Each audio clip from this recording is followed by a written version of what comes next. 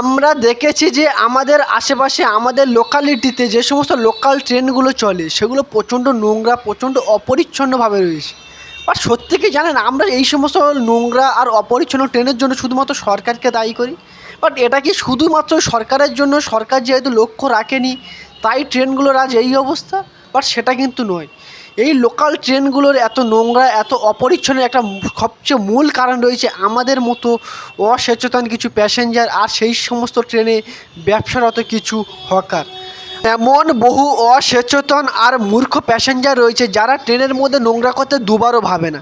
তারা কিছু খাওয়া দাওয়া করলো বা কিছুই করলো, সেই সমস্ত খাবারের প্যাকেটগুলো ট্রেনের মধ্যে ফেলতে এক মুহূর্তের জন্য ভাবে না। বাট তারা এটা জানে যে এই ট্রেনটাতে আমরাই যাওয়া আসা করি, আমাদেরকে পরিষ্কার পরিচ্ছন্ন রাখতেই হবে।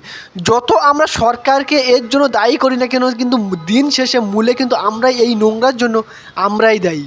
আর অন্যদিকে আসি ট্রেনে ব্যবসাকারী হকারদের কথা। তারা এই ট্রেনটাকে নোংরা করতে দুবারও ভাবে না, কারণ তাদেরও তো এইটুকুই ভাবা উচিত যে ট্রেন আমাদের ব্যবসা, যে ট্রেন আমাদের রোজকার রুটি জোগায়, সেই ট্রেনকে আমরা কিভাবে এত নোংরা করতে পারি।